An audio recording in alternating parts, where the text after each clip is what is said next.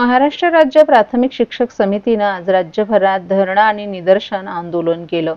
15 मार्च 2024च्या शासन निर्णयानुसार 2024-25 शैक्षणिक वर्षातील शिक्षक संख्येवर परिणाम होणार असल्याने विद्यार्थ्यांच्या शिक्षणाचा मोठा फटका बसणार आहे असा आरोप समितीने केला आहे। शिक्षण हक्क कायद्यानुसार विद्यार्थ्यांना स्वतःच्या गावात शिक्षणाचा हक्क असताना 28 ऑगस्ट 2015 सुधारित 8 जानेवारी 2016च्या शासन निर्णयाविरोधात शिक्षक संघटना आक्रमक झाली आहे। समितीच्या मते नवीन धोरणांमुळे अनेक शाळांमध्ये शिक्षकच उपलब्ध राहणार नाहीत, परिणामी विद्यार्थ्यांना दूरच्या गावात जावं लागेल। यामुळे विशेषतः किशोरवयीन मुलींच्या सुरक्षिततेचा प्रश्न निर्माण होणार आहे। शिक्षक संघटनांनी 25 फेब्रुवारी रोजी शालेय शिक्षण विभागाकडे प्रत्यक्ष भेट देऊन निवेदन दिलं होतं। त्यानंतर शासनाने इयत्ता 6वी ते 8वीची पटसंख्या 20 किंवा त्याहून कमी असल्यास एक नियमित शिक्षक देण्याचा निर्णय घेतला। मात्र समितीने हा निर्णय शिक्षण हक्क कायद्याच्या विरोधात असल्याचं सांगितलं। शासनाने मागणी मान्य न केल्याने आज 17 मार्च रोजी शिक्षक संघटनांनी राज्यभरात निदर्शनं केली। शिक्षकांनी सरकारला विद्यार्थ्यांच्या भविष्यासाठी हा निर्णय मागे घेण्याची मागणी केली आहे। राज्यातील हजारो शिक्षकांना या निर्णयाचा फटका बसणार असून शासन आता कोणता निर्णय घेणार याकडे सर्वांचं लक्ष लागले। शिक्षक समितीने स्पष्ट इशारा दिलाय की मागण्या पूर्ण न झाल्यास पुढील आंदोलन अधिक तीव्र केलं जाईल। 15 मार्च 2024चा संच मान्यतेचा जो निर्णय आहे तो मराठी शाळांच्या मुळावर उठणार आहे। ग्रामीण भागातील गोरगरिबांचे शिक्षण वाचवायचे असेल आणि मराठी शाळा वाचवायचे असतील तर हा संच मान्यतेचा निर्णय शासनाने त्वरित रद्द करावा। यासाठी आम्ही वर्षभर शासनाकडे अर्ज विनंत्यांच्या माध्यमातून संवाद साधत आहोत। आम्हाला अपेक्षा होती की हा संच मान्यतेचा निर्णय त्वरित रद्द होईल, परंतु आंदोलनाची नोटीस दिल्यानंतर आंदोलनाच्या पार्श्वभूमीवर शासनाने थातूरमातूर याच्यामध्ये बदल केला आणि 1 ते 20 पटाला ज्या संच मान्यतेच्या निर्णयामध्ये फक्त एकच शून्य शिक्षक देय केला होता, तो एक शिक्षक मंजूर केला। परंतु आमचं शासनाकडे मागणं आहे की जर RT 2009च्या कायद्यामध्ये जर 6वी ते 8वीला 3 पदवीधर मान्य केलेले आहेत तर एक पदवीधर 6वी ते 8वीचे 3 वर्ग आणि प्रत्येकी वर्गाचे 9 विषय आणि प्रत्येक आठवड्याला प्रत्येक वर्गाच्या 48 तासिका कसे शिकवणार हा प्रश्न आमचा शासनाकडे आहे आणि तो प्रश्न आमच्या शासनाने सोडवला पाहिजे। आमचं हे आंदोलन 3 टप्प्यामध्ये आहे। सुरुवातीला लोकप्रतिनिधींना आम्ही निवेदनाद्वारे मराठी शाळांच्या व्यथा मांडलेल्या आहेत। त्यानंतर आज महाराष्ट्रातील 33 जिल्ह्यांमध्ये सर्व जिल्हाधिकारी कार्यालयावर आम्ही धरणे, मोर्चे, सत्याग्रह करत आहोत आणि याचाही पुढचा टप्पा मुंबईला एक भव्य असे आंदोलन केलं जाईल आणि तरी शासनाला जाग नाही आली तर मात्र आम्हाला न्यायालयाचे दरवाजे ठोठावावे लागतील आणि आम्हाला अपेक्षा आहे की न्यायालयात आम्हाला नक्कीच निर्णय मिळेल, कारण बालकांचा मोफत आणि सक्तीचा शिक्षण कायदा 2009 याच्यातील अनेक कलमाच्या विसंगत अशा तरतुदी या 2024च्या संच मान्यतेच्या निर्णयामध्ये शासनाने घेतलेल्या आहेत। ठाणे महानगरपालिकेतर्फे आज तिथीप्रमाणे छत्रपती शिवाजी महाराज यांच्या जयंतीचा उत्सव मोठ्या उत्साहात साजरा करण्यात आला। त्यानिमित्ताने मासुंदा तलाव येथील छत्रपती शिवाजी महाराज यांच्या पुतळ्यास अभिवादन करून मिरवणूक काढण्यात आली। ही मिरवणूक तलावपाळी, टेंभी नाका, कोट नाका, स्टेशन रस्ता, सिद्धिविनायक मंदिर, रंगो बापूजी गुप्ते चौक या मार्गावर निघाली। सर्वप्रथम अतिरिक्त आयुक्त प्रशांत रोडे, उपायुक्त उमेश बिरारी यांनी मासुंदा तलाव येथील छत्रपती शिवाजी महाराज यांच्या अश्वारूढ पुतळ्यास पुष्पहार अर्पण करून अभिवादन केलं। त्यानंतर पालखीत विराजमान असलेल्या छत्रपती शिवाजी महाराज यांच्या प्रतिमेस वंदन करून मिरवणुकीस प्रारंभ झाला। या मिरवणुकीत घोडेस्वार, लेझिम पथक, शिवकालीन खेळांचं प्रात्यक्षिक दाखवणारी पथकं आणि बँड आदींचा समावेश होता। मिरवणुकीदरम्यान माजी उपमहापौर पल्लवी कदम, माजी नगरसेवक पवन कदम, माजी नगरसेवक सुधीर कोकाटे, उपायुक्त शंकर पाटोळे, सहाय्यक आयुक्त सोपान भाईक आदीही उत्सवात सहभागी झाले होते। मिरवणूक मार्गात कोटनाका येथे भारतरत्न डॉ. बाबासाहेब आंबेडकर, टेंभी नाका येथे धर्मवीर आनंद दिघे आणि तलावपाळी येथे पुण्यश्लोक अहिल्याबाई होळकर यांच्या पुतळ्यांना पुष्पहार अर्पण करून अभिवादन करण्यात आलं। या मिरवणुकीत काळभैरव क्रीडा मंडळ, जय हनुमान क्रीडा मंडळ यांच्या कार्यकर्त्यांनी शिवकालीन खेळाची प्रात्यक्षिकं सादर केली। या मिरवणुकीची सांगता तलावपाळी येथे पुण्यश्लोक अहिल्याबाई होळकर यांच्या पुतळ्याला अभिवादन करून करण्यात आली।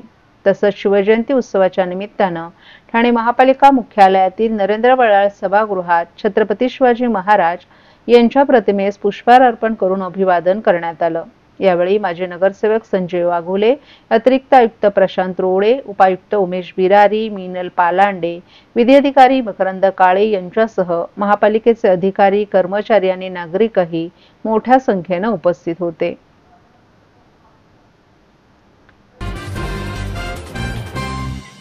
महाराष्ट्रातील भगिनींना आधार देणारी राज्य शासनाची मुख्यमंत्री माझी लाडकी बहीण योजना। या योजनेअंतर्गत अल्प उत्पन्न गटातील 21 ते 65 वयोगटाच्या भगिनींना मिळणार दरमहा 1500 रुपयाची मदत। अर्ज करण्यासाठी 31 ऑगस्ट 2024 पर्यंत मुदतवाढ। कुटुंबाचं वार्षिक उत्पन्न 2.5 लाख रुपयांपेक्षा कमी असलेल्या महिला पात्र। कुटुंबाकडे पिवळं किंवा केशरी रेशन कार्ड असल्यास उत्पन्नाचा दाखला आवश्यक नाही। पांढरं रेशन कार्ड असेल किंवा रेशन कार्ड नसेल तर कुटुंबाचं वार्षिक उत्पन्न 2.5 लाखांपेक्षा कमी असल्याचा दाखला आवश्यक। योजनेसाठीचा ऑनलाईन अर्ज नारी शक्ती दूत ॲप वरून किंवा पोर्टलवर भरता येईल। ज्या भगिनींना ऑनलाईन अर्ज भरता येत नसेल त्यांच्यासाठी अंगणवाडी, ग्रामपंचायत, वॉर्ड ऑफिस, सेतू सुविधा केंद्रामध्ये किंवा आशाताई बचत गटाच्या CRP यांची मदत उपलब्ध। आता आपल्याला अभिमानाने म्हणता येईल, सुखी आणि सुरक्षित आहे माझी लाडकी बहीण।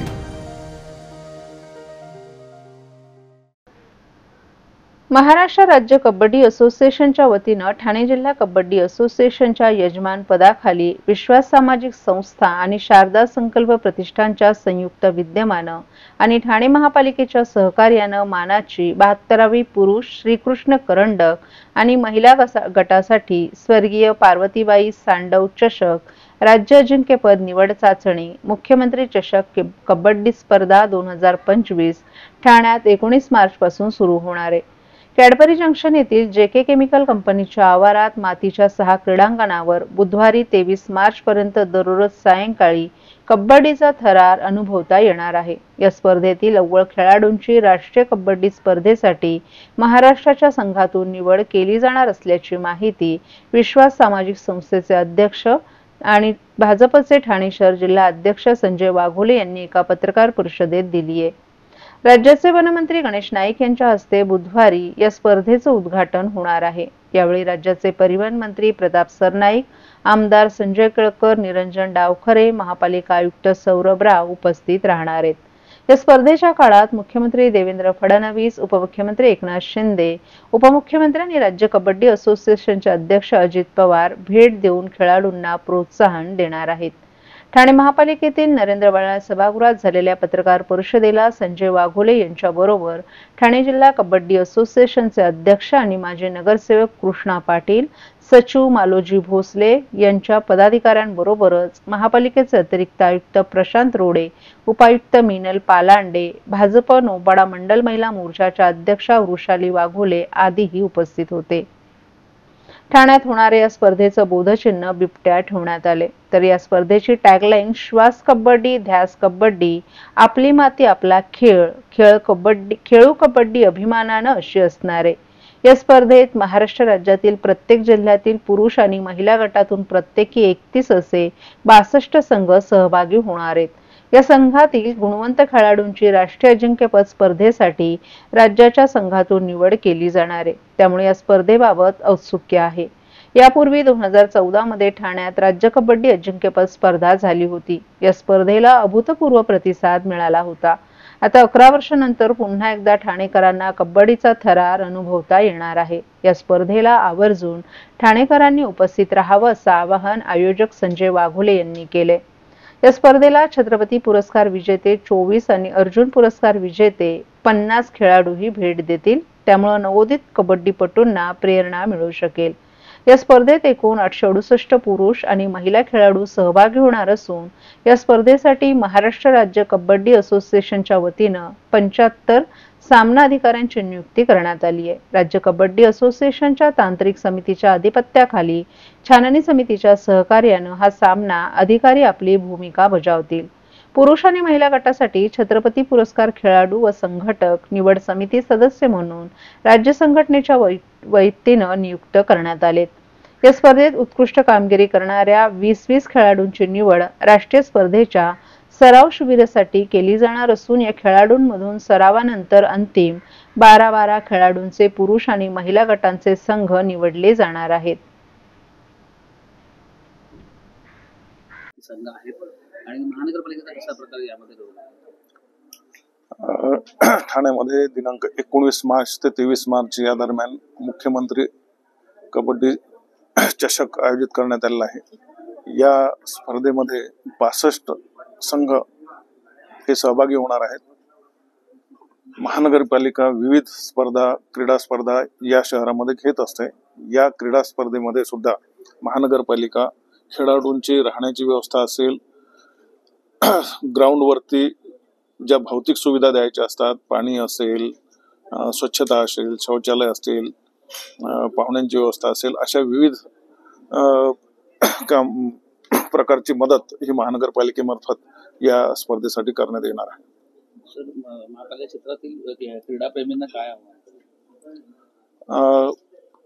ही फार मोठी स्पर्धा, निवड चाचणी या ठिकाणी आयोजित करण्यात आलेली आहे. आपल्या शहरामध्ये अनेक क्रीडाप्रेमी नागरिक आहेत. मी ठाणे शहरातील सर्व कबड्डी प्रेमी नागरिकांना आवाहन करतो, त्यांनी या स्पर्धेमध्ये उपस्थिती दाखवून या स्पर्धेचा आनंद घ्यावा.